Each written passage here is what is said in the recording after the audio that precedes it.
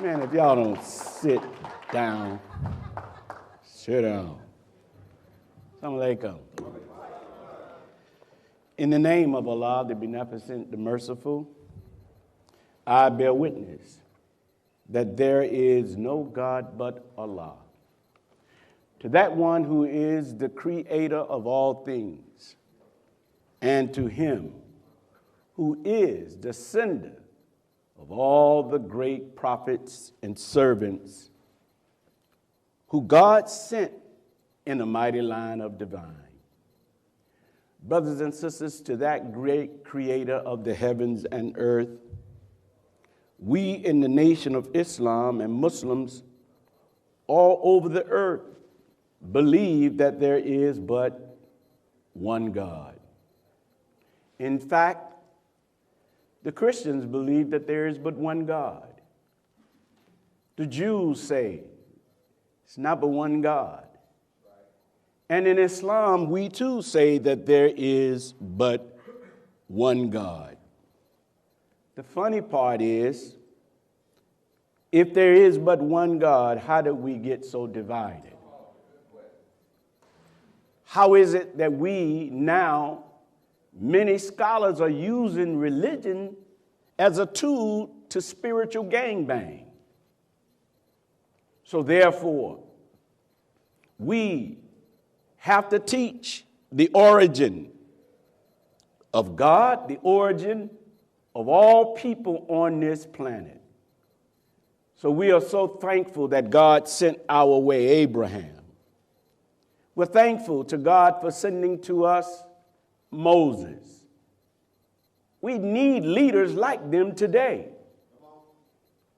Abraham stopped people from worshiping statues and stones. Many of us have begun to put statues and stones and buying all kind of diamonds and putting it in the form of crosses and star and crescents and actually worshiping them. Moses did not believe, as God told him, go to Pharaoh and tell Pharaoh to let my people go. God never believed in integrating the oppressed with his oppressor. We need Jesus today, and we thank Allah for sending him our way. For Jesus proved that God could dwell in man if man would submit his or her will to do God's will.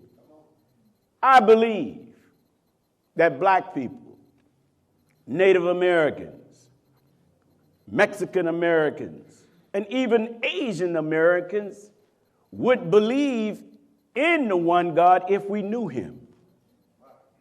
We have been given false gods. In fact, most of us in America whose parents was brought up in slavery, we suffer from a mental disease called the white God syndrome. Everything about goodness was put in the color white. And anything that represented degradation of that which is negative was put in the color black.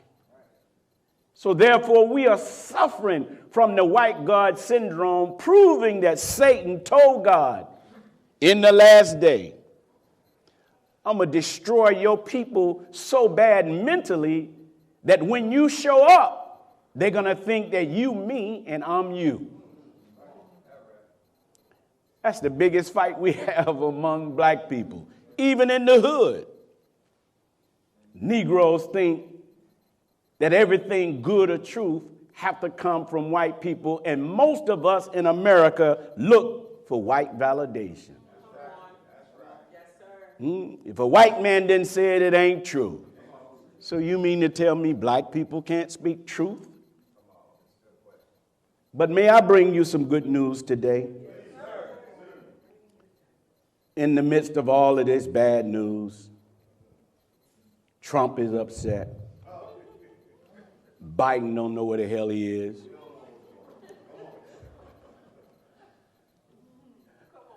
I like Trump. Only because I know he don't like me. See, them the kind of white folks I like. I hate lying white people. With Trump, I know where I stand. With Biden, I don't know where he stands because he can hardly stand up. But the good news, brothers and sisters, whether you believe it or not, God is very concerned about black suffering in America. God is very concerned about the Native American suffering in America. God is very concerned about what happened to Mexican Americans. This whole country was took from them by an imposter slave owner.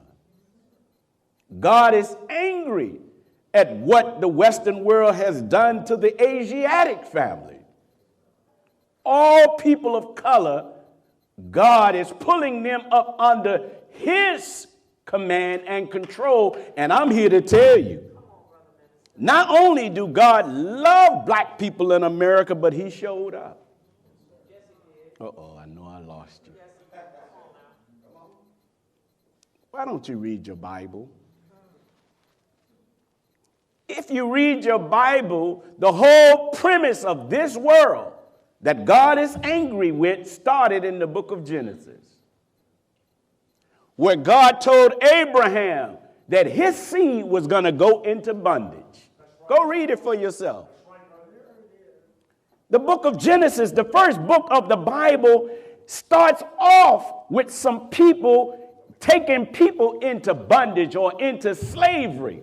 And whoever would come after that people would be in trouble with those who orchestrated the slave trade. It's some heavy stuff. But black people who lost our name, our language, our culture, our God, we lost it all. The white man deleted everything from our memory, leaving only to us our soul. See? So if you don't know who you are, if you don't know your religion, how would you know when it comes back for you? So, a man by the name of Master Fard Muhammad came and he raised from among us a Georgia-born black man. Jesus even told us where he was going to come from. In the book of Matthew, Jesus said it like this: as lightning shine from the east, even unto the west. Listen at what he said. So shall the coming of the Son of Man be. What is he coming to do, Jesus? Why is he coming from the east to the west? Because 2,000 years ago, America was not here. Then Jesus went on and said to his disciples, wherever the eagle is gathered, because he knew that the symbol of this great country or nation at the end would have the symbol of an eagle. Wherever the eagle is gathered, there the carcass shall be. We are the spiritual carcasses of a once great people. What does a carcass do? Nothing. What state is a carcass in? It's dead. What spiritual state is the hood in? Dead. What mental state is the hood in? Dead. This is why they're pushing on you mental illness like you've never seen it before, pushing you towards psychiatry to put you on medication, which is actually chemical lobotomy. Why would they offer you a pill for mental stress now and then offer that to you when you was a slave? Huh? We was in better mental shape when he was hitting us with a whip than now that he's giving us legal marijuana. Is that really marijuana? You don't know what the hell you smoking. He legalized it, huh? But he raised a Georgia-born black man. Brothers and sisters, let me say this. Why would you be upset that God raised somebody for us. I know you're waiting on this white figure called Jesus to come for you. But the Jesus that's going to save us is going to look like us. And the forces that put us in this condition is going to fight against that Jesus. And that man, Elijah Muhammad, he was so wise. He only had a 4th grade education, proving that you don't need the public schools to be intelligent. Huh? He fulfilled that part of the scripture where the Jews said, how is this man learned and we did not give him a letter? See, they know their product. Anybody that they teach become a tool for them. Huh? How is this man learned? Who taught him? And for 3.5 years, this man who came from the east made himself of no reputation, taught Elijah Muhammad, cleaned him up, and turned him to the junk pile made by white people called niggers. And Elijah Muhammad started teaching into the minds of that junk pile, and we start coming down. Huh? He gave us a thorough knowledge of ourselves, our religion, our language, and then we started reforming. The Nation of Islam is the greatest black reforming organization or movement that ever hit this planet. Nothing out there. Ex-gang members, ex-dope dealers, ex-liars, ex-thieves cleaned us up. And put discipline in on us where we don't play around. We are about the business of helping our people. There is no other organization like ours. And from the mind of the Honorable Elijah Muhammad, he produced a son. A son who would have to face crucifixion of those who put us in this condition and has actually mastered us. That man, that this world, and when I say this world, I'm not talking about you. You don't have no world. You are in somebody else's world. See? This is why you should never get afraid when somebody say this world is coming to an end. You should really start clapping. Because this ain't your world. This world belongs to a most powerful entity called the Satanic Jews. See?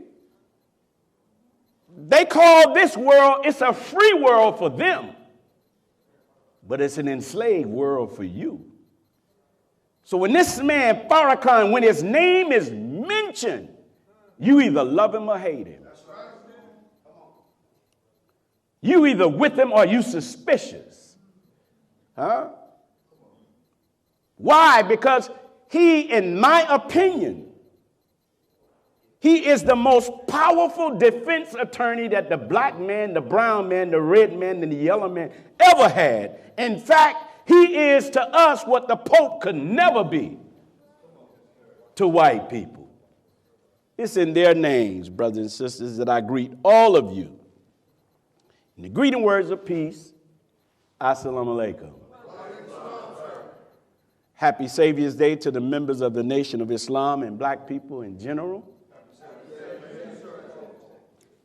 This is the month of our spiritual, I don't even want to even equate it to Christmas. For a Savior was born for us in this month. And that man was sent and came to us. We believe him to be God in person. I know. Boy, white folks got us. They tell you God is nothing. While yet they erect statues in their images and point to it as God. But you can't have one. Ain't that something?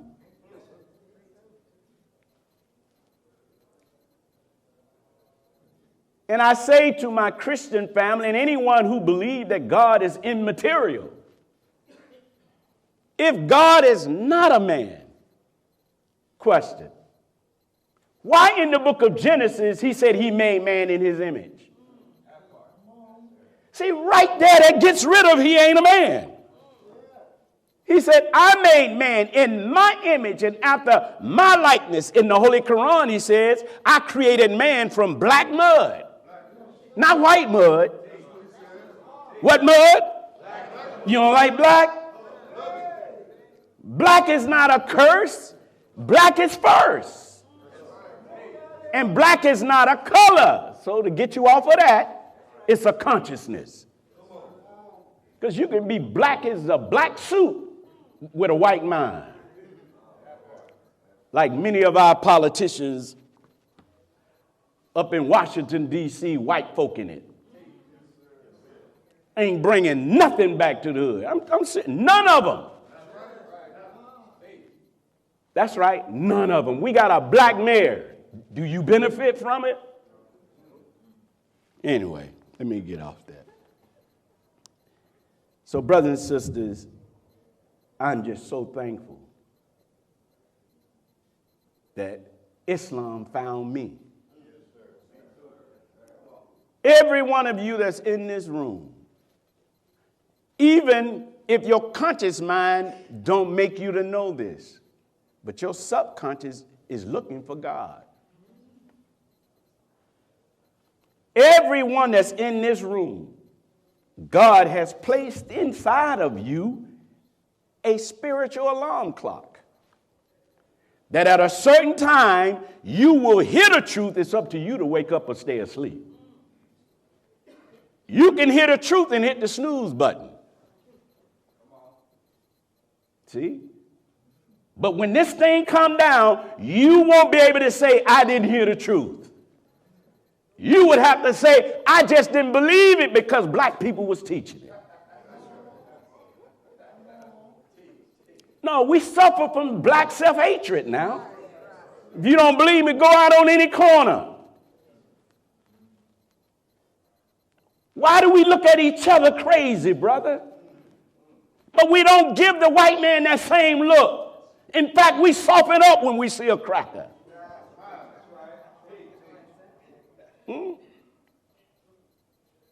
We love to attack each other. I'm looking at social media and we just out attacking each other. Who's behind that? See? Ain't with none of that crap. So I thank Allah that Islam found me. I had an opportunity to hit the snooze button, but I chose not to. Huh? Islam is a religion. That is our nature. See, you don't have to teach original people about God. They feel it. See? When truth comes, see, it's like to an alcoholic or somebody who's on some strong drugs. See, truth is like that good alcohol or that good crack cocaine or that good joint. When you hit it, you know it's that ooh-wee.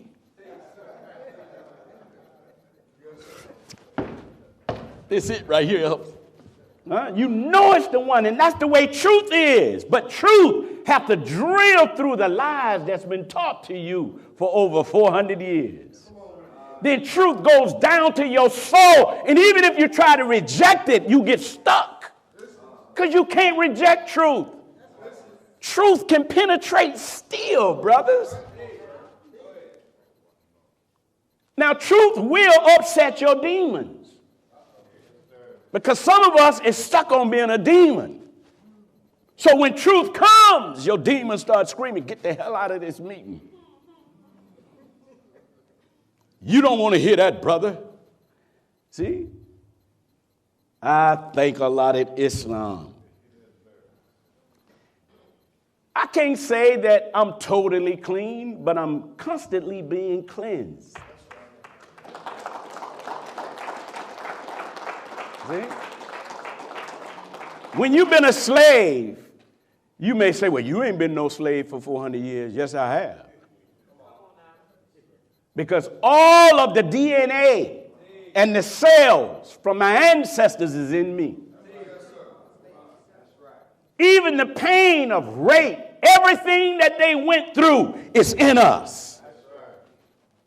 And this is why there is a concerted effort that no light or truth come to black, brown, red, and oppressed people. Because if truth came to you, you would wake up. But this Satan's world don't want you woke. And look, when I say Satan, I'm not talking about some damn energy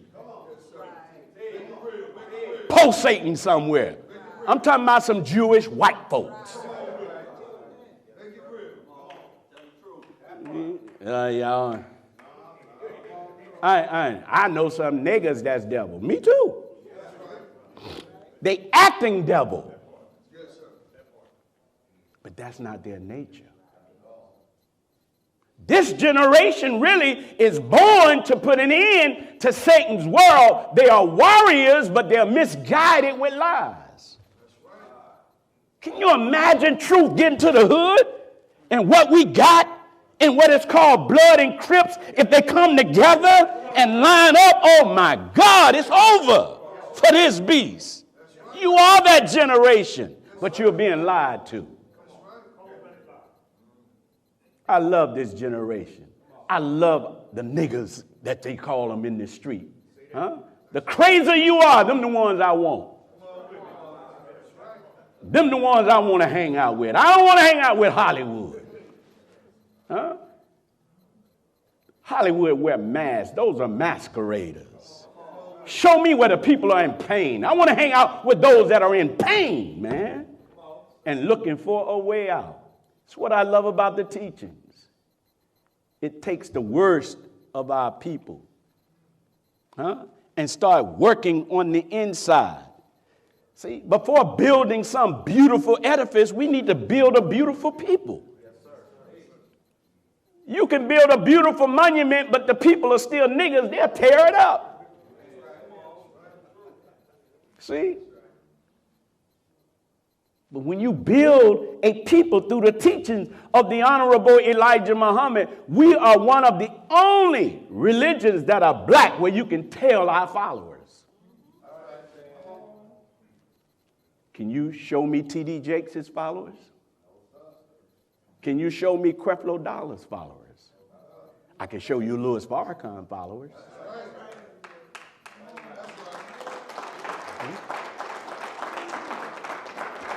So, brothers and sisters,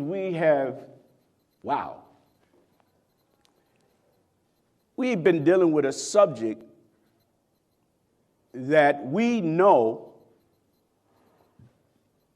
the Christians, in some cases, are guessing, because this world is looking for the Messiah. What is the Messiah and what is his job? His job is to come and redeem and rescue a people that's in bondage. But here is a world, this world. They are benefiting from people that are ignorant. This world. When I say this world, there's a group who know that the Messiah has come to put an end to their world, and they're working furiously to stop it. Could it be that Jesus is here and you ain't recognized him? Now, let me ask you, you think Satan is going to let you recognize him easily? But see, you're so spooky about who the devil is.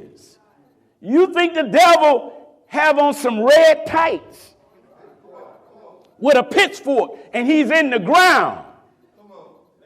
Please. Now we're talking about this two-legged devil that's on top of the ground. who controls everything. They control Hollywood. They control the media. They control education. They control engineering. They control science. They control medicine. I'm talking about who controls that. That's the enemy of Jesus. See? Jesus of 2,000 years ago is a sign because he wore a title called Christ. Christ was not his name. Huh? No, Christ was his anointing. He wasn't born Jesus Christ. Look at the military, or look at America. The word president don't fit one person. It fits whoever sits in that office. It's a title that remains even though the people who have held them has died and gone. But that title is still there. In the military, 5-star general, that title is still there. Y'all follow me? Christ, the word Christ means one anointed with the spirit and power of God to crush the wicked. Do you know, brothers and sisters, ever since we were brought here in the hull of ships, do you know they've watched us? Because they know, according to the Bible, God said, my ways changes not. According to the Bible, anytime a people went into bondage, God never sent someone from the outside. See? He always sent his spirit in. And that spirit would touch his co-creator, which is a female. You would get pregnant thinking it's just an ordinary child.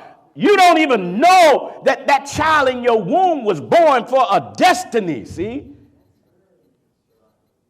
Why did he choose the woman? Because inside of the woman, she carries the pain and the lineage of every ancestors that came before us. So here's a child now born from that longing of us wanting to be free. Here come little Junior. Little Manish Jr., 3 years old, getting into everything. You don't even know that boy's a prophet. Huh? Here, your little girl getting into everything. You don't even know she's born to be a prophetess, a leader. Such was Nat Turner. Such was Harriet Tubman. Such was Marcus Garvey. We keep looking at them as black leaders. I'm telling you, when we write our own history, we'll say, oops, that man was a prophet. So today, we're getting ready to prove our case on this subject that I've been teaching for a couple of months. The subject title, The Trial of the Modern Day Jesus, Part 10. Recap, we've already talked about who was Jesus' enemies. What I love about this subject, it has got the interest of some of my Christian pastor friends. They're very interested in my angle on this subject. I love it because now we get to talk. And my question to my Christian pastors, I said, you've been to theology school. Did not you study who was Jesus' enemies? Some of them knew and some of them didn't know. Some of them spoke in generalities, but the biggest enemies of Jesus came out of Jewish people.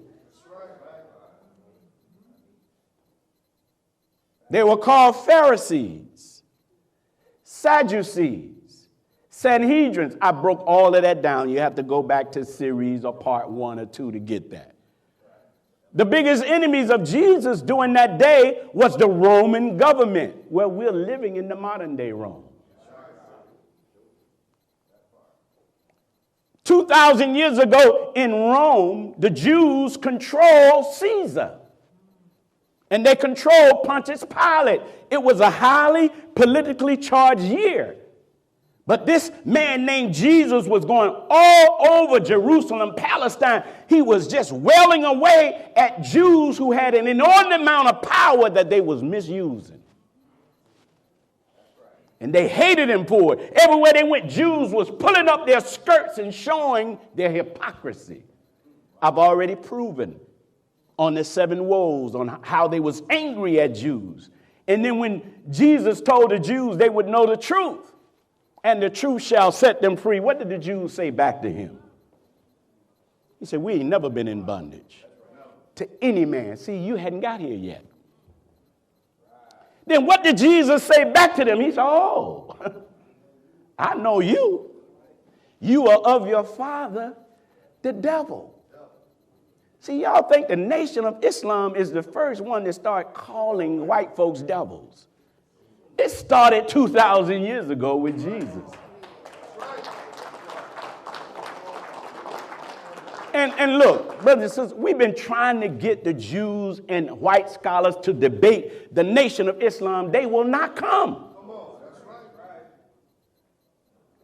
And you sitting in your seat say, you know, I don't like the nation because y'all call people devil. Why are you defending them? They're not even here to defend themselves.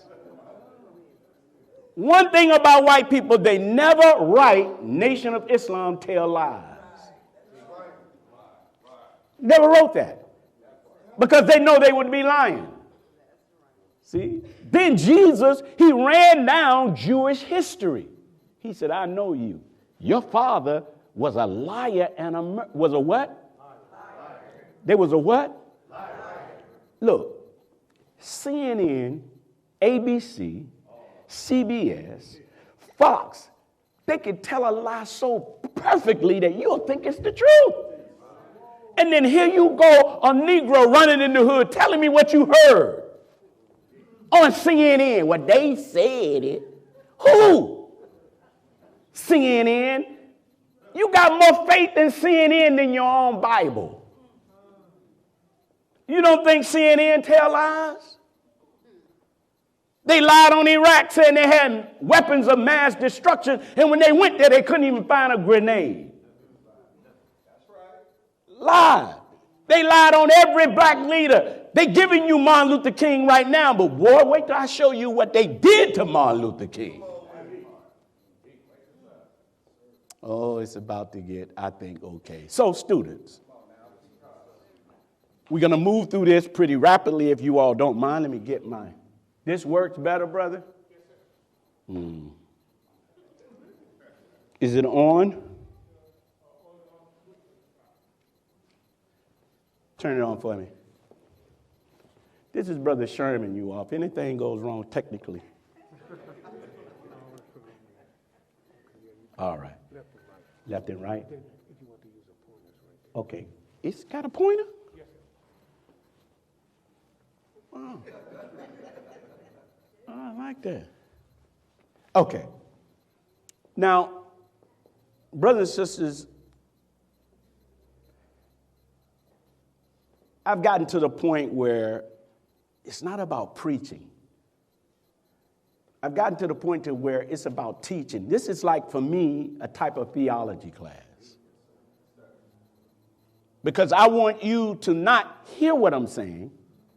I want you to see what I'm saying. And then I want you to study. If I don't do nothing else but prick your interest and say, I don't believe what he said, I'm going to go out and prove him wrong. Oh, man, you'll make me happy. If you come back and can show me anything wrong. And go to your white folks and say, I was taught this. They're going to say, you must have went to the Nation of Islam's meeting. So, it ain't working. It ain't working.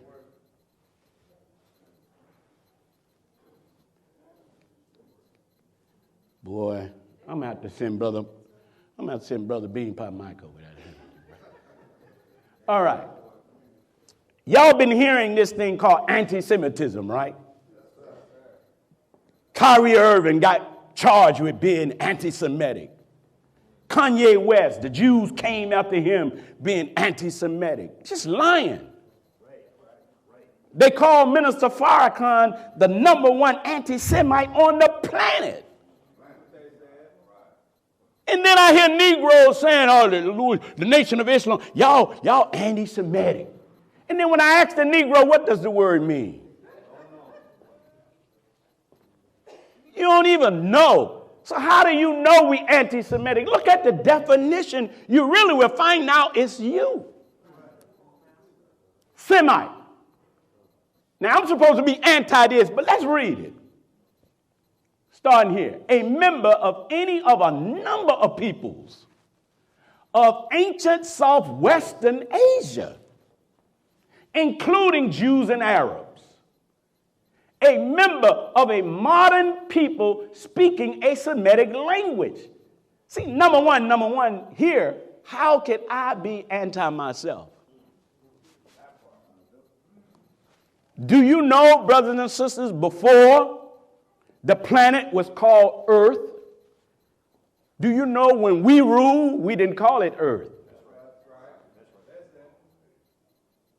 When the white man got out of Europe, he started conquering and renaming stuff. You know, they got a habit of doing that. He's a culture vulture. He finds something and he claims that he did it and put his name on it. God dang. All right? Well, he's a culture vulture. When we was in control in our teachings, the whole planet at one time was called Asia. Go back and get the old history books in the 1930s and the 1940s. Europe was called Eurasia. You had Asia Minor, Asia Major, West Asia, East Asia, the whole planet. And this is why we are the Asiatic black man, the maker, the owner, the cream of the planet Earth, God of the universe. See? So when a Jew tells me I'm anti-Semitic, I throw back, I can't be anti myself. Now, does this say Semitic people are Europeans? Hold on. Talk black to me. Do you see European anywhere in there? Well, when did a white Jew become a Jew? They're not born Jews. They converted to Judaism. See? Number 2. A member of a modern people speaking a Semitic language, Arabic, Alhamric. These languages are spoken in Ethiopia. Tigrania, spoken in Ethiopia and Eritrea. Hebrew, Tigray, spoken in the Sudan. You know how black the Sudan is? Aramaic, spoken in Lebanon, Syria, Israel, Iraq, and Iran, and the Maltese. So wait a minute. How can Minister Farrakhan or Jesus or anybody be anti-Semitic? So the European Jew is not even a Semite. He's European. I just want you to think with that. So when you keep hearing this cheap word, we anti-Semitic. Also, brothers and sisters, if you want to know who rule you, find out who you can't criticize. All right? Now we're going to move. I'm going to try to move this thing. Now, this woman, Alana, she used to be the former Israeli cabinet member. She was over the ministry of communication. Look at what she says. She says, anti-Semite is a trick. We always use it to stifle what? Legitimate criticism. Can y'all see this? Maybe we need to dim the lights. To stifle what? Wait a minute. If I have legitimate criticism, why are you hiding? Why? See? She said legitimate criticism of Jews and Zionist Israel. Look at what she said. She said it's a trick. We always use it. When from Europe, if someone is criticizing Israel, we bring up the Holocaust. Just like now in Palestine. These demons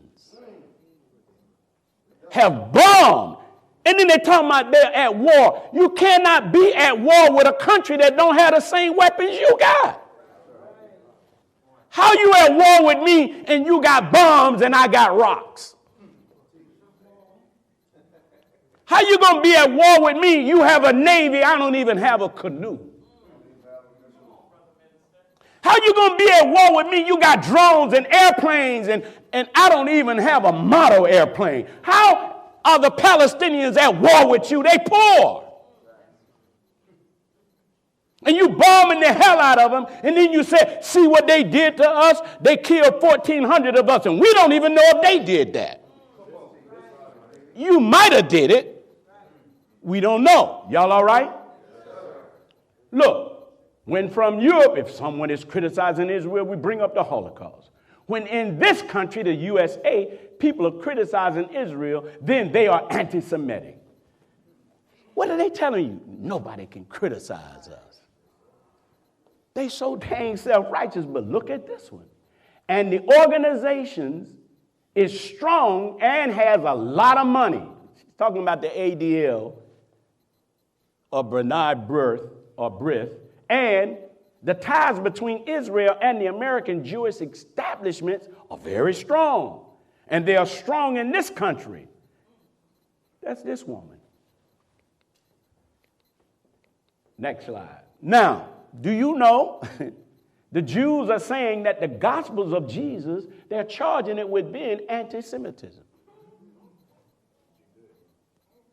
These books was written by this demon right here, Mr. Fraudman or Fruidman, this demon.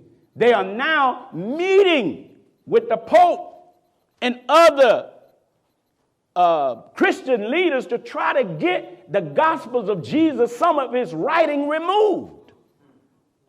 Where Jesus in the Revelation said, those who say that they are Jews and are not, they are of the synagogue of Satan. Now, here it is, the Jews, and I asked the Christian pastors, when I sent this to my Christian pastor friends, they tripped. They didn't even know that this was happening.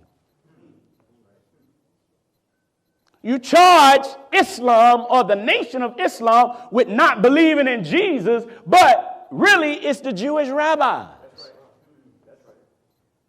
Not only do we believe in Jesus, we with him. All right, next slide. Now we're getting ready to get down to why the Jews is angry with Farrakhan. See, brothers and sisters, this beautiful man who's ready to give his life for the truth he speaks. We have scientists and researchers where we went into the basement of the Jewish libraries and we stumbled on their involvement in destroying us. Stuff that they don't want you to know. These books, the secret relationship between blacks and Jews, is one of the things that got Minister Farrakhan in trouble. The first thing that got him in trouble is when the Jews started attacking Jesse Jackson and Minister Farrakhan and the nation, we went and we supported Jesse Jackson and we defended his life when he was running for president. The Jews was calling for Jesse Jackson. Look, man, here's Jesse Jackson, a civil rights leader who believed in holding white folks' hand. Huh? They wanted to destroy him. So Minister Farrakhan went and defended him. And when he defended him, he brought up Israel and how she will never have any peace on lying, thievery, and robbery. These books, we went and researched, and Minister Farrakhan for years was asking the Jewish rabbis, sit down with us. Don't attack us. See? Jews will always point at what Germany did. And do you know, even to today, the Jews are looking for any companies that benefited from their Holocaust. Do you know countries right now are paying reparations to Israel that didn't have nothing to do with their Holocaust? America right today is giving in money and aids nearly $15 billion a year to Israel and been doing it since 1947, but ain't gave you nothing. We can't even get reparations, man. They're working on it, giving it to us after they drive us crazy with the psych meds and weed. Because they know once they give it to you, you're going to give it back. So we're getting ready to go into these books where we prove, because the Jews be acting all self-righteous like they had nothing to do with bringing us into slavery. We found out that the majority of the slave ships was owned by Jews. This is what they don't want you to see. Not only was it slave ships, we also, in our research, found out that they manufactured the chains. Oh, they still own slave ships. They call them prisons. They own those. Y'all all right? Not only in our research, we also found out that they taught other white folks how to mentally master us. See? The Willie Lynch letter. Go read it. They doing it right now with the Bloods and Crips. They say, find the differences and make them niggas talk about their differences so that we'll keep them in a perpetual fight with one another. So why that social media crap, some of that crap I see, I hate it. We love drama. We want to see black men arguing with each other. We're more interested in who Cat Williams don't like. Oh, niggas arguing, why, man? Why? So you take a side, man. The wax, these people are dangerous in my opinion. I'll tell them to their face. If I got a problem with my brother, go get with my brother in private. See, not do it over social media, re-stimulating the group of people you like, causing us to fight and kill one another. That's dangerous.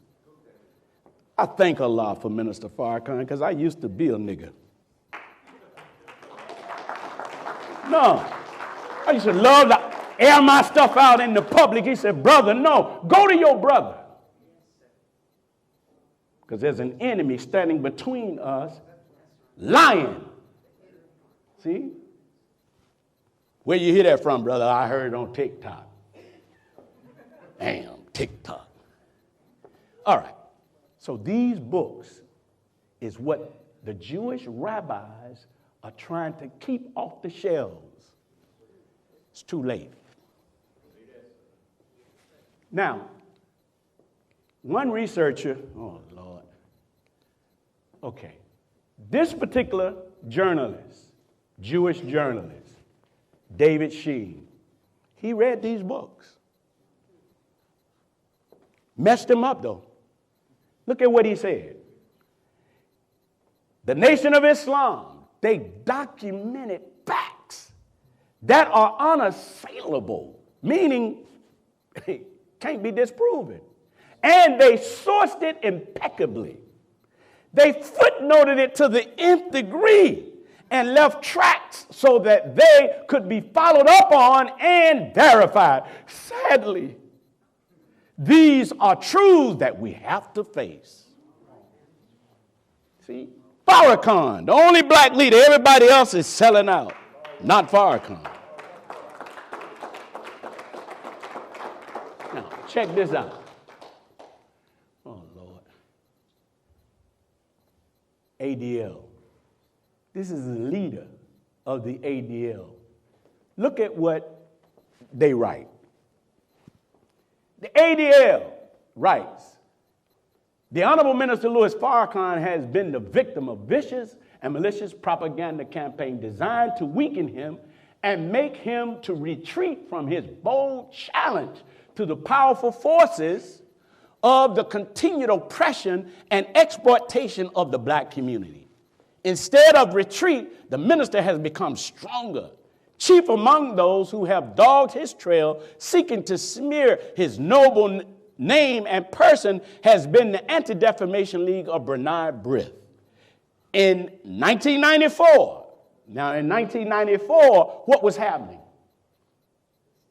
The Million Man March was being promoted. See, it was a type of Jesus calling Lazarus out of the grave. In 1994 internal report, the ADL proposed, check this out, they proposed the punishment of any person or entity that would give the minister a platform to preach the truth. ADL said anybody who gave Minister Farrakhan a platform, they're going to punish him. Y'all, why don't we go and ask them why?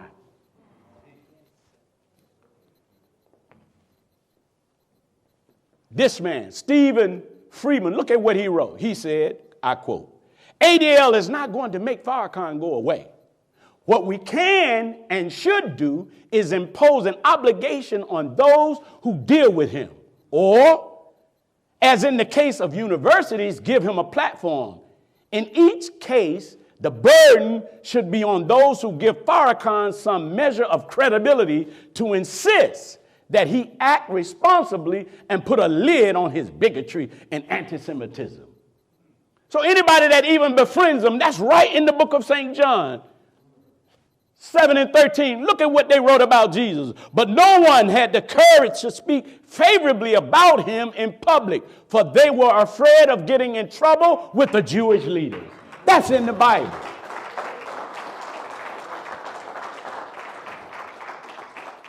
We're talking about the trial of a modern day Jesus, see? It's right there. Anyone that speaks favorably of Farrakhan, what did they say do? Punish him. Why are they punishing? Look at what they did to Kanye. Everybody went crazy. You bring up anything about the Jews, he frees. He ain't going to say nothing. They tried to destroy him. First, they faked him out and made him think he was a billionaire. That's right. Y'all all right? Now we're getting ready to get into what this thing. The Anti-Defamation League, the founder in Atlanta of the Defamation League of Bernard Brith, he was a rapist and a murderer who tried to blame the murder, his crime, on two black men. This is how the ADL started.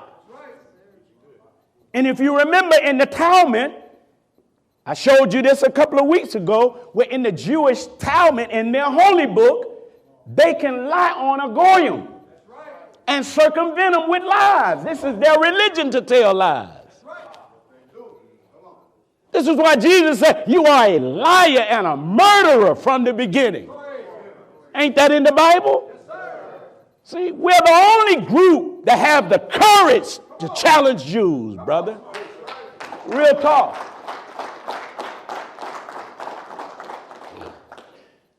Now, here is Leo Frank.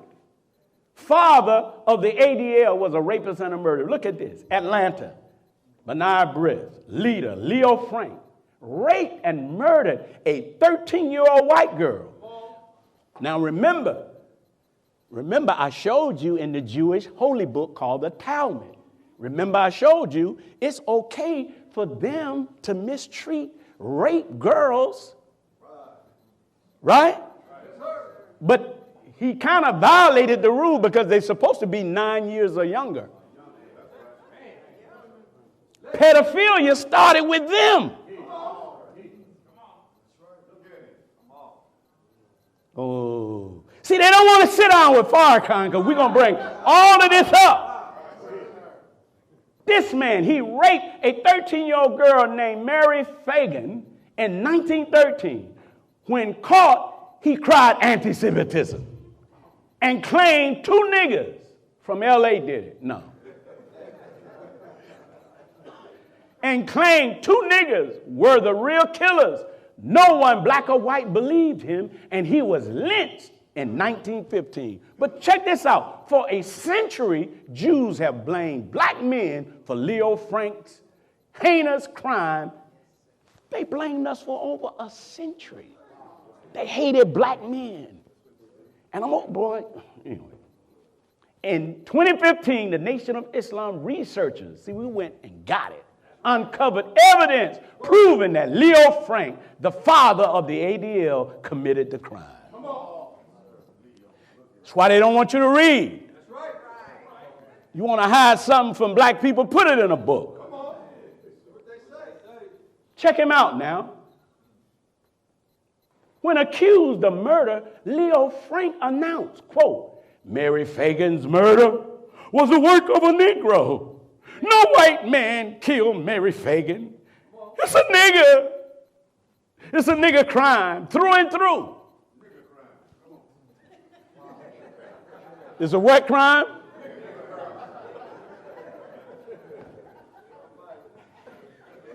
No man. Boy, I like them echo ministers, boy. Y'all help me get through this. I thank you. You know, you can't take us to the movie. You can't take us nowhere. We be in the movie, kill him!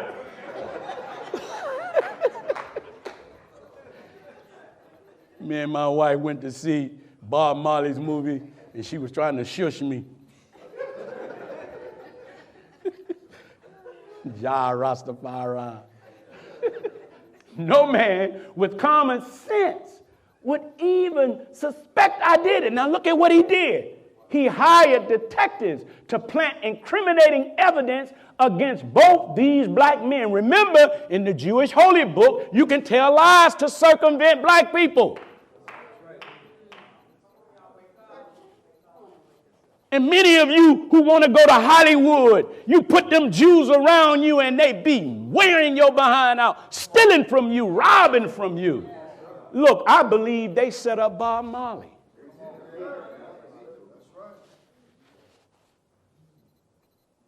Bob Marley was a type of prophet. He wasn't just no ordinary singing dude. He used music to teach. And anytime our music start teaching us, they change it. Hip-hop started off teaching. Then they turned hip-hop to a weapon. Ooh, it's about to get good. Y'all ready for this? Now, let's show you some of the power of the ADL. The Anti-Defamation League, did you know they spied on black leaders and black organizations? They gave their findings to what?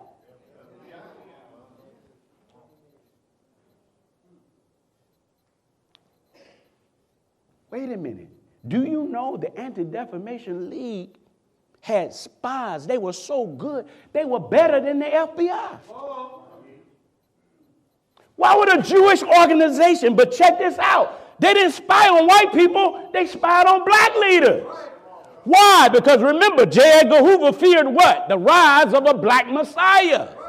Because they knew that Jesus was going to come out of Bethlehem. Hold on. Remember, I broke the word Bethel down. Bethel means the house of God. Ham, the root word of Ham, means black. So they was looking for a black God to come and put an end to their world. This whole thing, brothers and sisters, is to stop somebody from teaching you and me. This is why I refuse to fight niggas. I don't care how crazy you think about me, brother, you ain't my fight. I'm going to try to walk away. Just don't touch me. Oh, it's another kind of thing. I mean, you could talk, you can kind of get in my face, but try to control the spit. No, that might trigger me. I might take that as a you hit me. No, brother, when you trying to save and serve black people, you got to be ready to take even the worst thing said to you and about you. You can't be no nigga no more. Brother Muhammad, I can't stand you. Thank you, brother. What do you mean, thank you? See, I didn't give him nothing. I took the stick away by not reacting in a niggerdom way. So that makes you extraordinary. Now let's go into it. Check this out. The Anti-Defamation League infiltrates the Nation of Islam. Not the FBI, them. Look, a secret, now this is a secret Anti-Defamation League memorandum we found that came out in 1942 titled Temple of Islam Infiltration. They boast that a Negro employed by them. Come on. Listen. Come on now. Some of you niggas is up in here.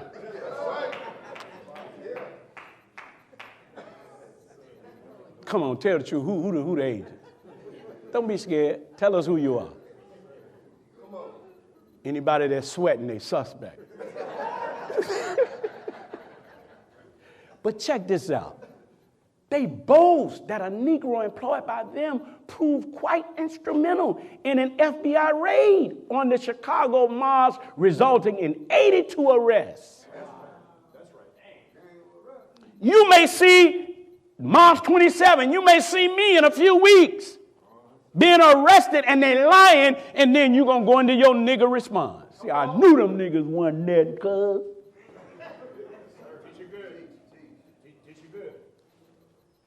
You should say, I don't give a damn what he did. That's my brother. See? They mad because he putting it on white folks. That's what you should say. Y'all ready for this? Now, check this out. We found this from Mr. Mark Dollinger. He's a PhD who holds the Richard and Rhoda Goldman. He's a chair in the Jewish studies at San Francisco State University. Look at what he said. He said, Jewish leaders feared Elijah Muhammad. He asked the question, why? Despite the Nation of Islam political marginalization, American Jewish Committee officials still feared Muhammad. His charismatic personality and willingness to confront racism in the most dramatic rhetorical terms and ability to inspire even non-believing African-American listeners. That concerned Jewish leaders. Why? The Nation of Islam leader they feared could earn the respect of his black audience even if they chose not to join his movement. Why? All he taught us to do was do for self. He took the dope out of our hand. He taught us how to treat our women and our women how to treat our men. Why? Why would you hate a man that tell the sisters, put your clothes on, don't let the brother see your body parts? Because he can't think beyond his penis. So hide your glory, sister, from him and make him fall in love with your mind and not your behind. See? Because if you give him booty, I mean, just showing it, one day you're going to lose that shape. You're going to start spying out your daughter who looked like you used to look. That's right. Boy, got quiet up in here. Might be some pedophilias up in this piece.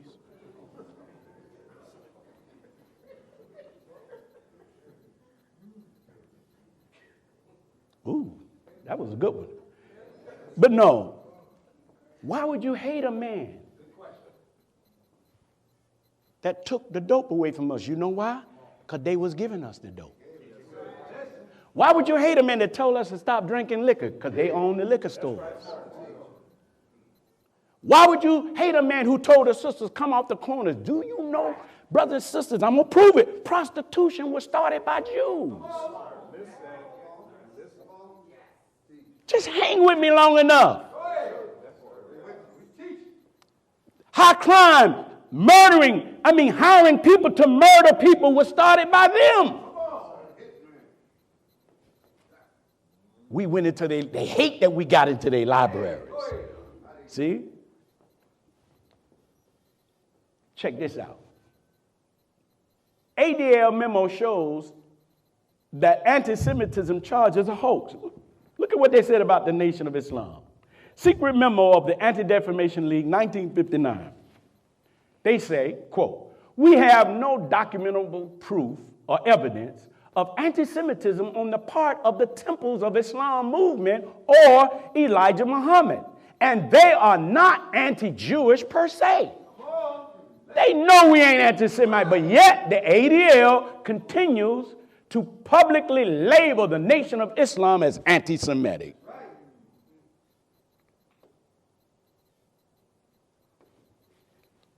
They spied. I think it's going to change in a minute. Just having this brother. Y'all know who this is? Yes, sir. Nelson Mandela.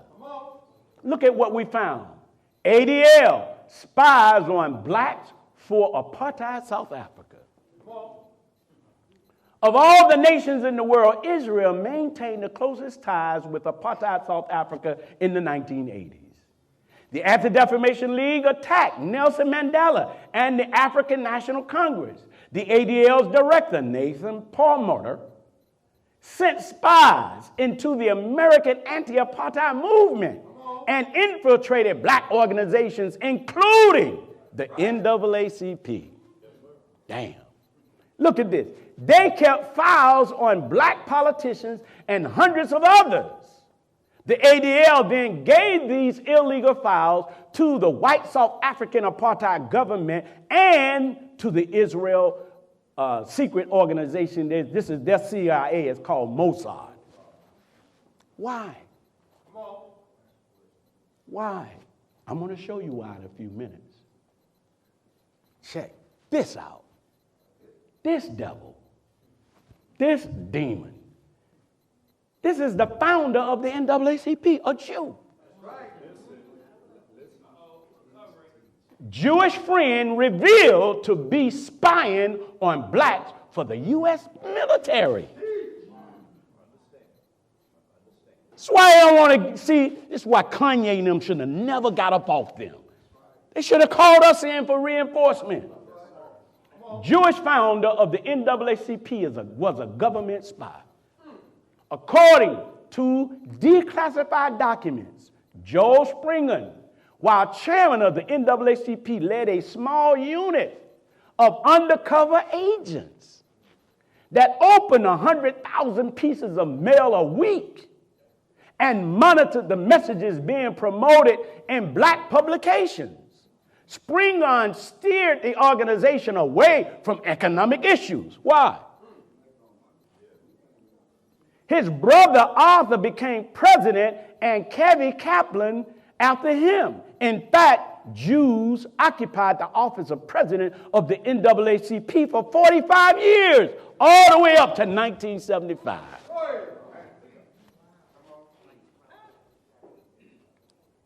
We walked with Martin Luther King. No, you spied on Martin Luther King. Them Jews that was around Bob Marley and all our entertainers, they be spying. Two things they do. They lying, they spying, and they robbing you. Tell me about no Hollywood. I know what they doing there. That whole 360 deal is a damn robbery. Y'all all right? Okay, now we getting ready. What time is it? Okay, y'all good. We moving at a good place. Now we getting ready to show you the Jews' involvement in the slave trade. Y'all ready for this? I got quite a few slides. Check this out. Check this out. Now, it was powerful Jewish rabbis who helped open the door that brought blacks into slavery. It was who? They're scholars. They opened the door because they lied about certain biblical writings. They lied about who we were because they stole our birthright. And so they say we was the curse of Ham. Check this out. This is their greatest rabbi, the great rabbi, Moses. Help me with that one. Maimonides. Yeah, Maimonides. This is the great all of them follow this one. This Talmudic scholar. See, his truth enabled Jewish slave traders to target what? Hate teachings of the Jews, the greatest rabbi. The encyclopedia of the Jewish religion refers to Moses, Maimonides, as the symbol of the pure and orthodox faith. Look at what he wrote. I quote, "The Negroes found in the remote South, and those who resemble them from among them that are with us in these climes." Climes means climate. "The status of those is like that of irrational animals." They call us what? Irrational. This devil. This is their greatest rabbi. He says, to his mind, to my mind, they do not have the rank of men, but have among them the beings a rank lower than the rank of man, but higher than the rank of apes. A devil who's a liar. Remember, in their holy book, they can tell what? Particularly if that lie is about a goyim. We are called goyim. Anybody that's not a Jew is a goyim. Look, he said, for they have the external shape and lineaments of a man. Lineaments means features. Say, we have the external shape. Look at this devil. And lineaments of a man, and a faculty of discernment that is superior only to that of an ape. This is in the writings, brothers and sisters. I remember I tried to have some coffee at Starbucks with some rabbis a few years ago. And I brought up this man. Come on. First, I set him up like Columbo. You know, Columbo act stupid. I said, I'm so glad y'all here to teach me. You know, I want to be a friend of the Jewish people. I said, you know, the great rabbi, Moses Maimonides, do you believe in him? Oh, wholeheartedly. I said, then do you believe black people are monkeys or apes? I said, am I to you a goyim? What is your position on Minister Farrakhan? Man, them devils got up and they didn't even wait on their coffee to come.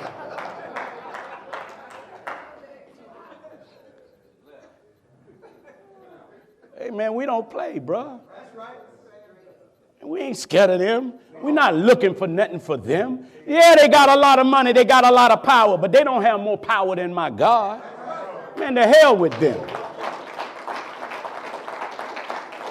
Now, I'm just showing you how this helped to lay the base, not only for the Jews to come after us, it laid the base for every European to come after us because they used this that we were not human.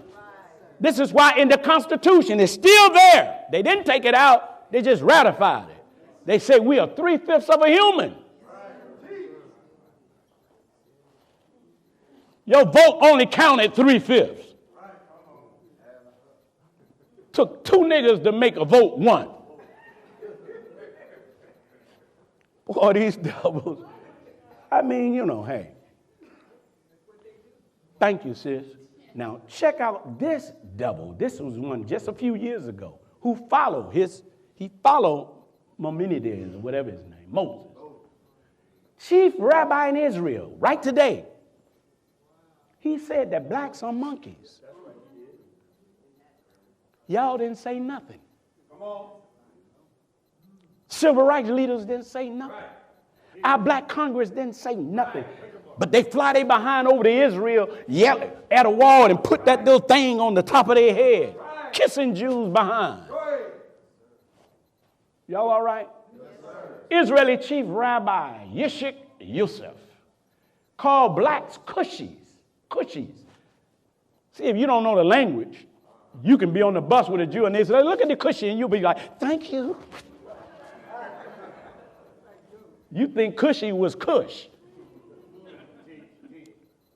How much you selling it for? No, Cushy is a Hebrew word term for nigger.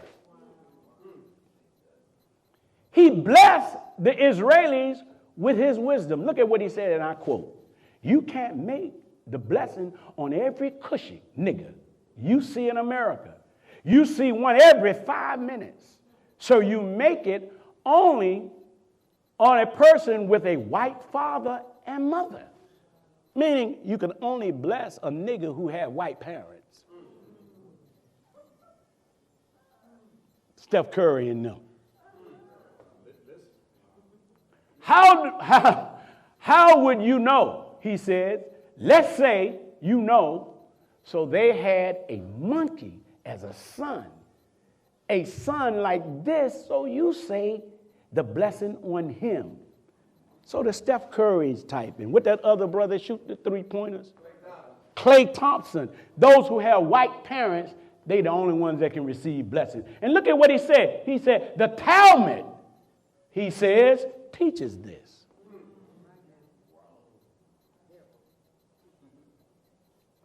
I sent this to Christian pastors and they got quiet. Because I want to know who's the punk. You talk Jesus, but are you really ready to defend Jesus? Because in the Talmud, they sentenced Jesus to hell and they say he's boiling in excrement. And they called his mother, Jews called Jesus' mother a whore. See, they don't want to sit down and talk. And I told my pastors, one of them said that they were with the clergy council and the rabbis was trying to get them to back them with anti-Semitism and Hamas. And I said, well, ask them. And I sent them all of these slides and said, ask them these questions first. They always want to make their interests our interests. I ain't done. Check this out. The Jewish Talmud teaches that blacks are cursed. That's what they teach. The Jewish Talmudic rabbis corrupted the biblical story of Noah and turned it into the racist curse of Ham myth.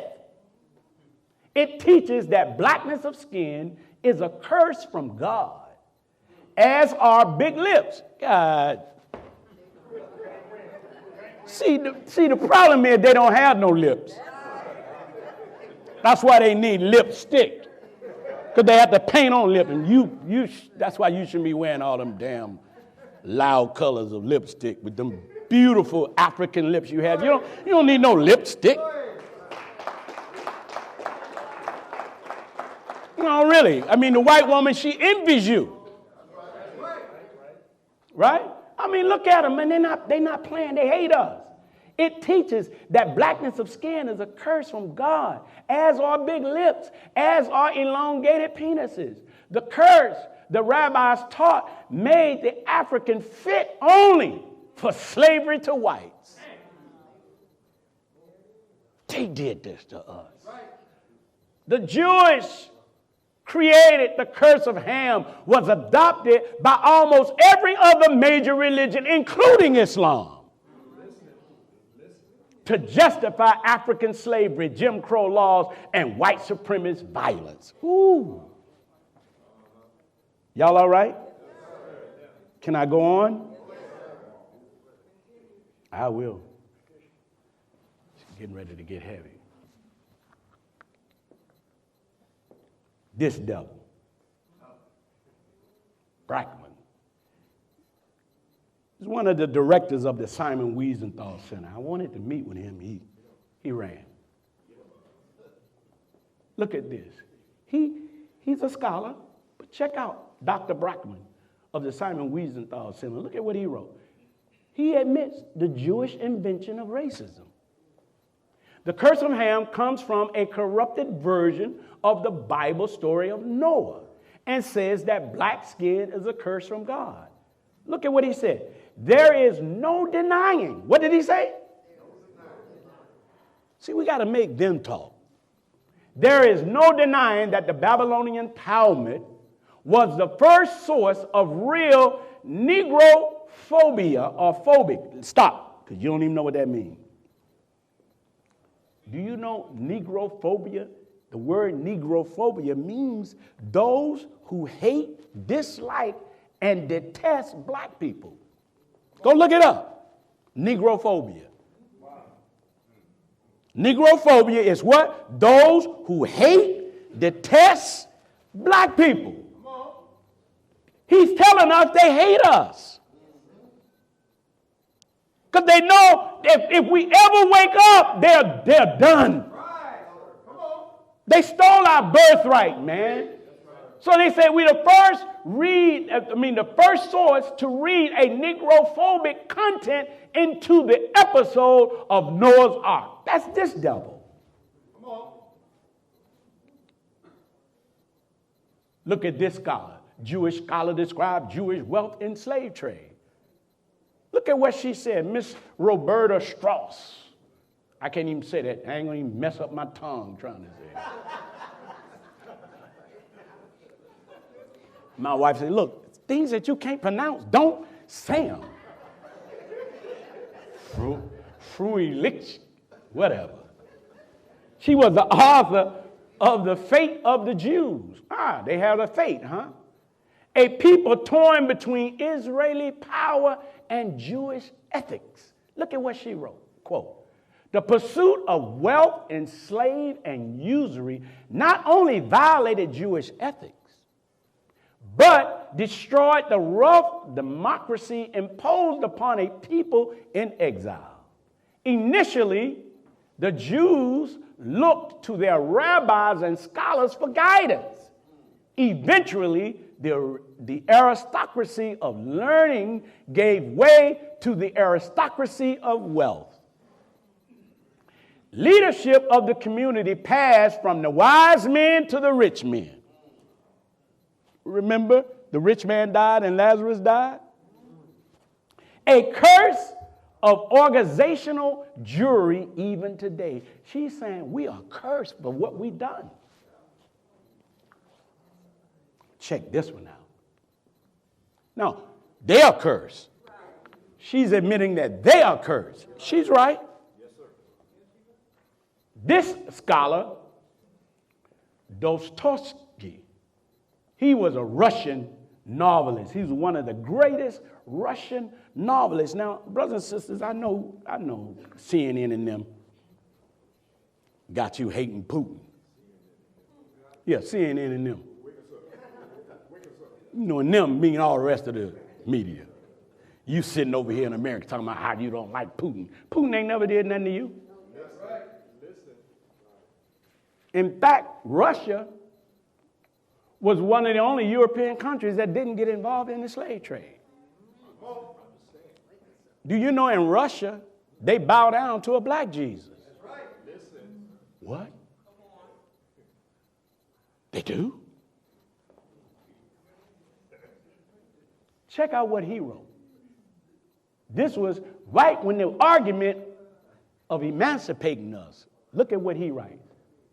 They have already leaped in masses upon the millions of liberated Negroes and have already taken a grip upon them in the Jews' own way. The Negroes have now been liberated from the slave owners, but they will not last because the Jews will jump at this new little victim. The Negroes are a treasure for the Jews. Come on. Wow. They are what for the Jews? See, when you join the Nation of Islam, you have to get this book. Every registered member, see, we have this book called Supreme Wisdom that was given to us by our Savior, Master Father Muhammad. It's a thin book, but boy, it got wings on it. And it has nothing in it but root knowledge. See? So he told us about the attitude of Yaqub's people. See? It's Muslim lesson number 1. Check this out. He asks us the question, And these are lessons, brothers and sisters, that we have to learn by heart. Because once you got these lessons in your mind, it becomes the lens through which you look at everything. Anybody that I go study, I don't care who the author is. When I study L. Ron Hubbard, I look at it through this to try to find a congruency. Because I stand on root knowledge, but some of us don't even understand what we're standing on. You can recite, but you can't apply. And this is not to be applied outwardly first. It's medicine to melt away the demon on the inside. Check out this question that the Savior asked of the Honorable Elijah Muhammad. Why did we run Yaqub and his made devils from the root of civilization over the hot desert into the caves of West Asia, as they now call it Europe? Remember, we used to call it Asia. What is the meaning of EU and rope? How long ago? What did the devils bring with him, and what kind of life did he live? And how long before Musa came to teach the devil the forgotten technology? Look at the answer. Because they had started making trouble among the righteous, telling lies. They accused the righteous people, causing them to fight and kill one another. Social media. Yaqub was an original black man and was the father of the devil. He taught the devils to do this devilish men. The root of civilization is in Arabia at the holy city Mecca, which means where wisdom and knowledge of the original man first started, when the planet was found. We ran the devil over the Arabian desert. We took from them everything except the language. We made him walk every step of the way. It was 2,200 miles. He went savage and lived in the caves of Europe. EU means hillsides, and the rope is the rope to bind in. It was 6,019 years ago. Now check this out. Musa. What was the name of that?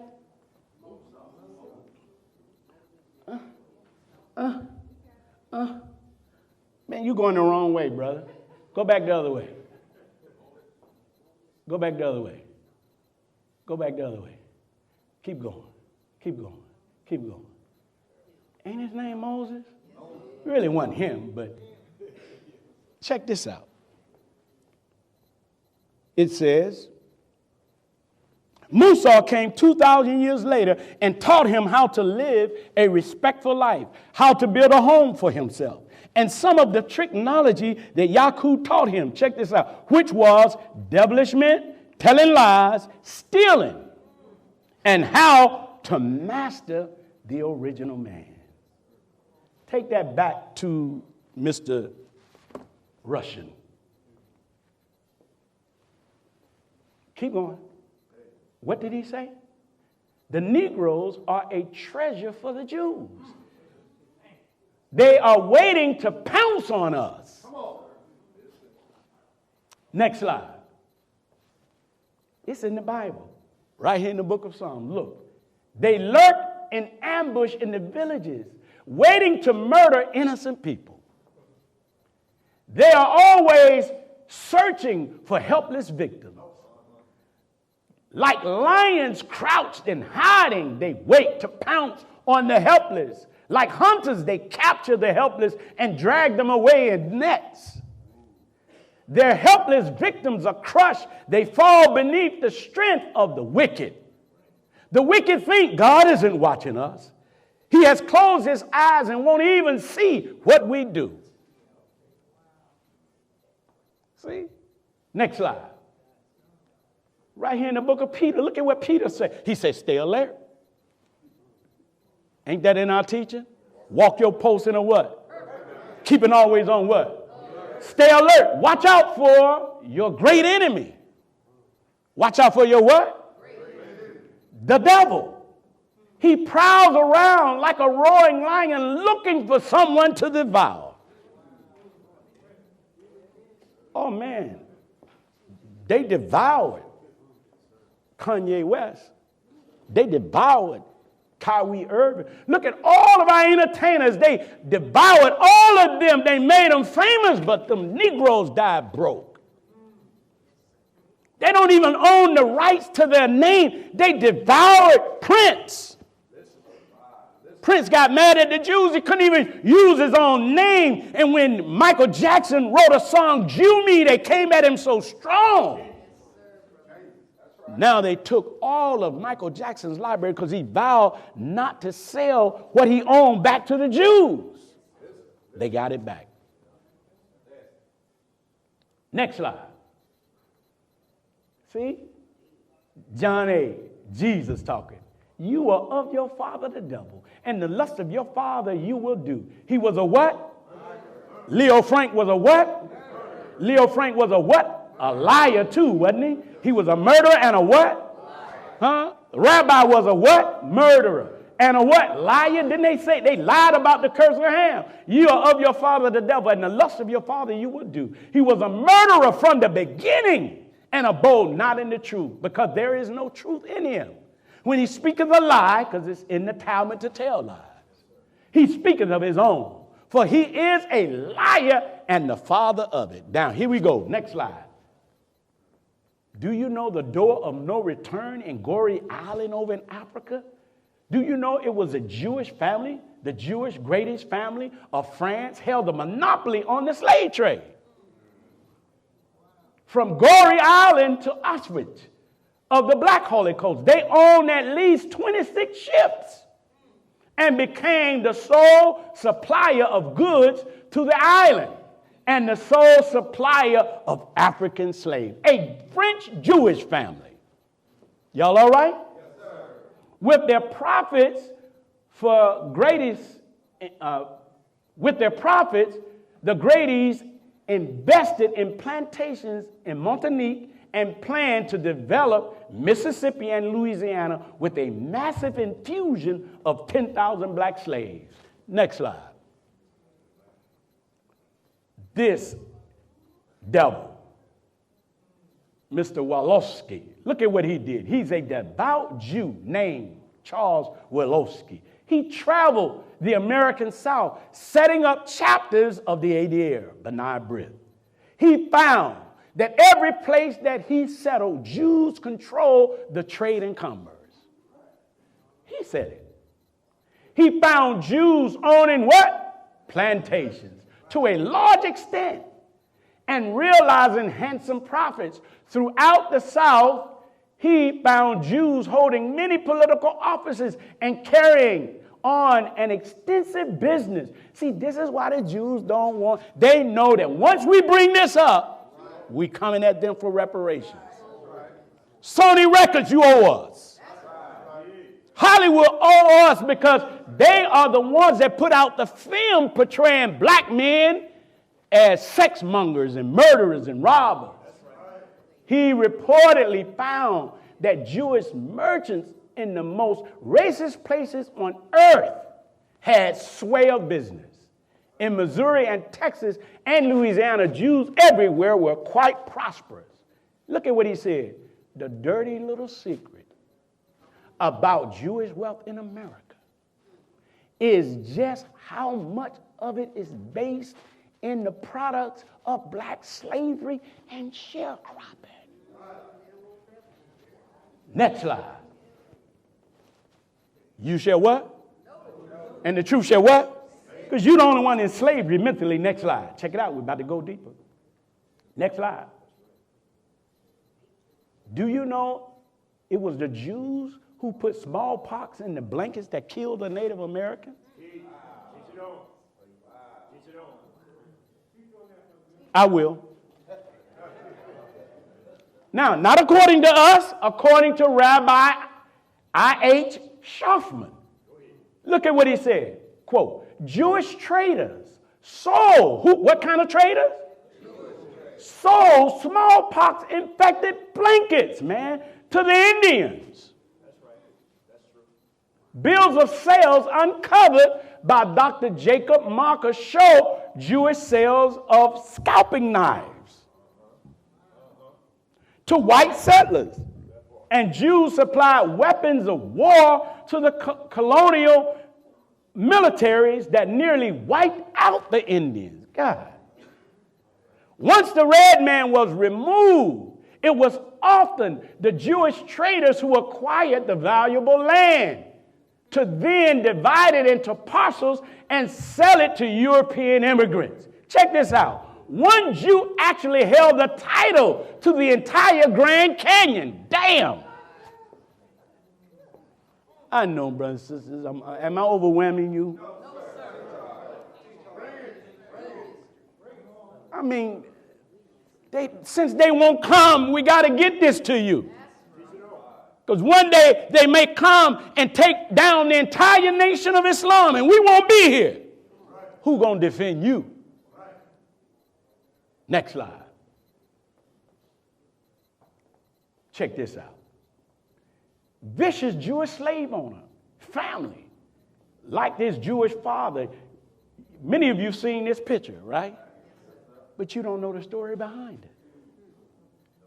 You think it was some old redneck crackers that did this. No. In 1830, Mordecai Cohen of Charleston, South Carolina, was the wealthiest Jew in the state and owned a 1,000-acre plantation. When a slave named Peter was thought to have stolen a few sticks of wood, Cohen whipped him for hours until he was unconscious and then doused him with brine before being chained. Brine means salt, water with salt in it. It wasn't just enough to beat him for hours, but you poured salt water on him, man. What did this brother do, man? Being chained in the stock kept on the plantation for just such occasion. His son, David Cohen, recaptured a runaway named Jim and brutally whipped him. Witnesses testified that Jim's scars were all over his body and appeared as if it was pieces of flesh had been gouged out, and some are ridges, and some are ridges or elevations of the flesh and skin. They could be easily felt through his clothing. Next slide. Yeah, they satanic. Look at what this Jewish rabbi said. Jewish rabbi says Jews exported blacks in what? Every way. In what way? Every way. It would seem to be realistic to conclude that any Jew who could afford to own slaves and had need for their services would do so. Jews participated in every aspect and process of the exploitation of the defenseless blacks. That's Rabbi Cohen, this rabbi. Next slide. Oh, this is going to mess you up.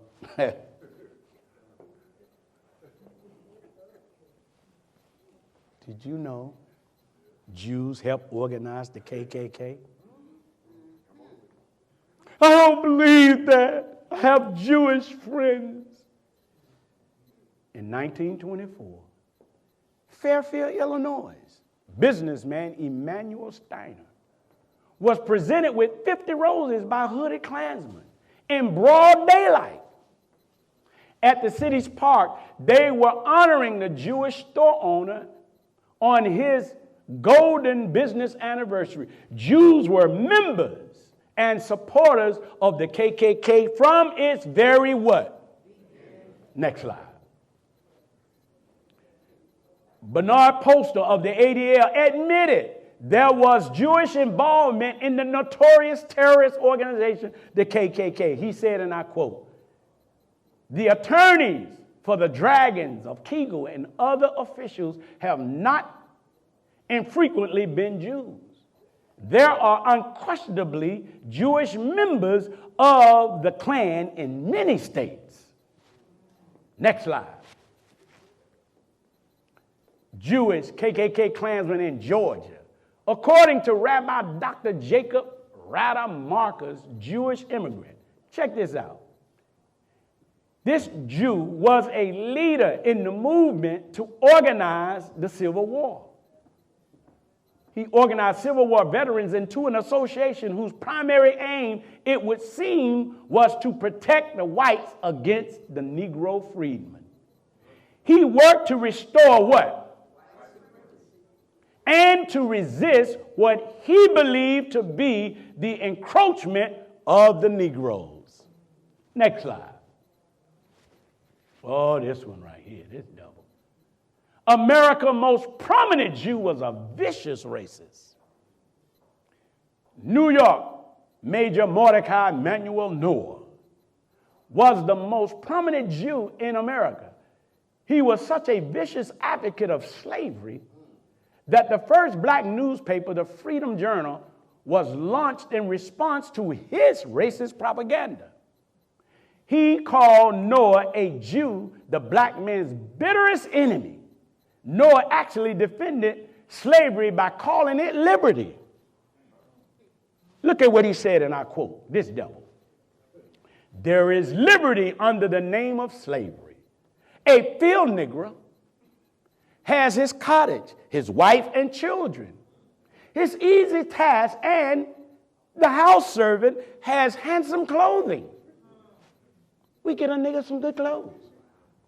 His luxurious meals, his admitted privacy and kind master, and an indulgent and frequently fond mistress. Noah argued that to emancipate the slave would be to jeopardize the safety of the whole country. William Lloyd Garrison, the leading white abolitionist, check this out, called Noah the lineal descendant of the monsters who nailed Jesus to the cross. Next slide. This is a senator. He was another vicious racist from Florida. Florida, David Yulee, changed from Levy. He owned a 5,000-acre sugar plantation using slave labor.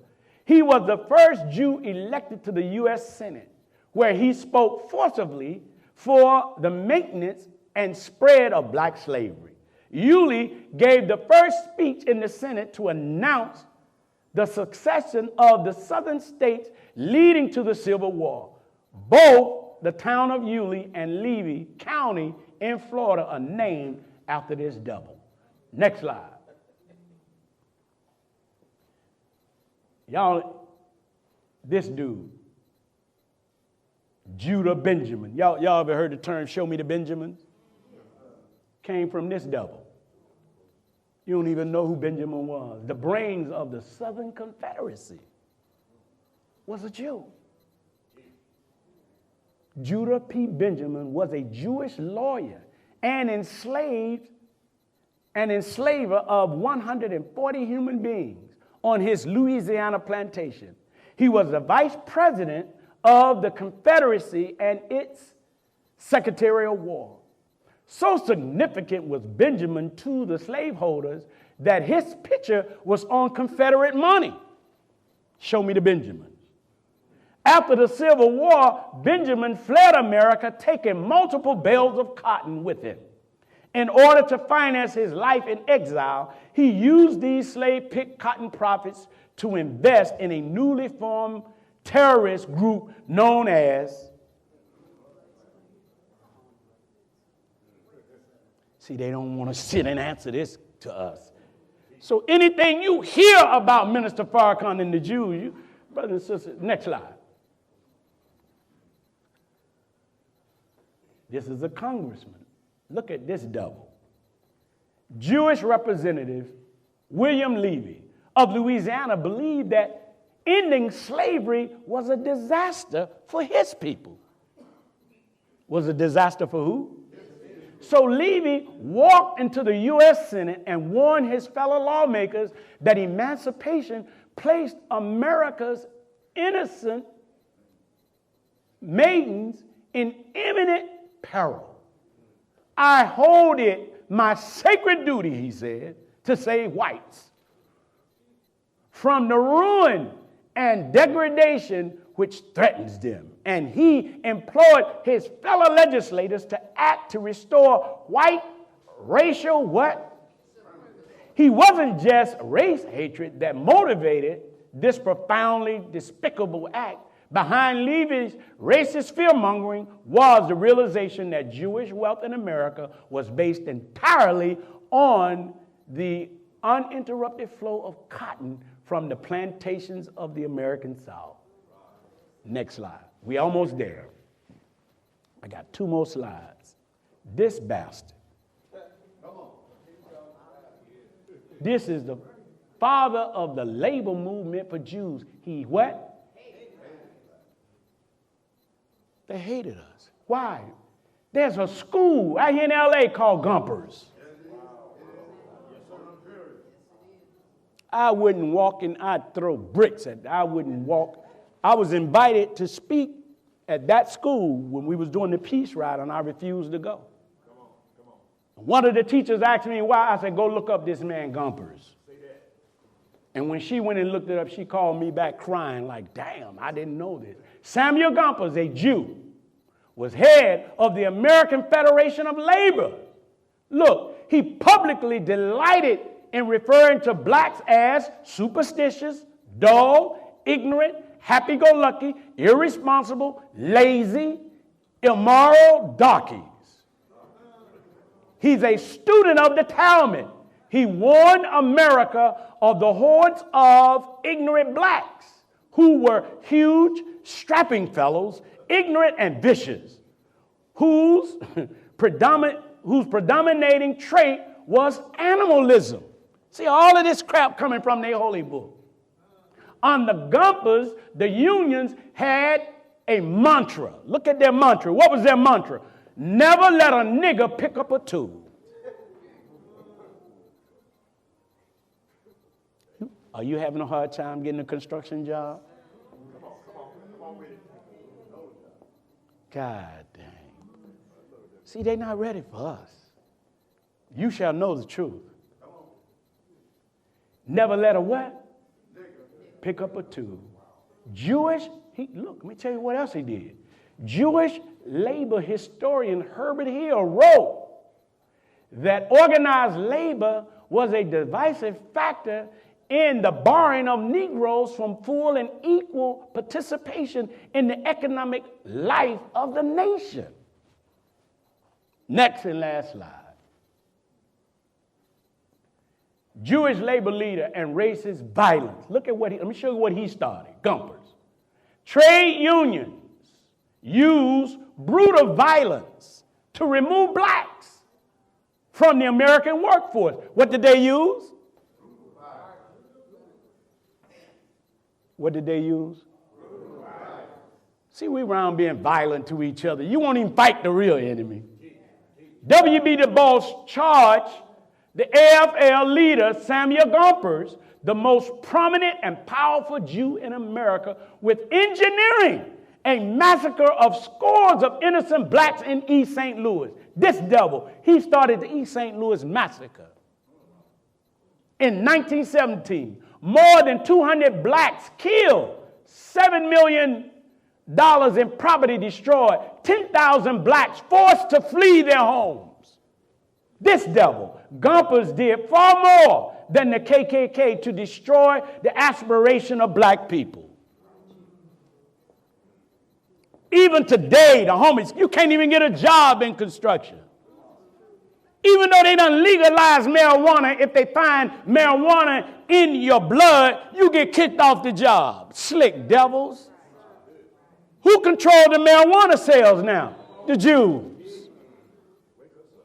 Who control the prisons? The Jews. So if you ain't working, I'm going to get you for slavery, nigga. I'm going to make sure you go to prison, and in prison, I'm going to make you work for me, Procter & Gamble in there. You are making things in prison that when you get out, you can't even get that job. They got us, brothers and sisters. You think it's the white man, but which one of the white men? Who's the worst of the white Caucasians? It's the Jews. And we want to talk to them. Y'all owe us reparations, man. We should never fight for them. Next slide. You shall know the truth. Either the truth is going to set you free or make you go to sleep. Thank you for listening. Assalamu alaikum.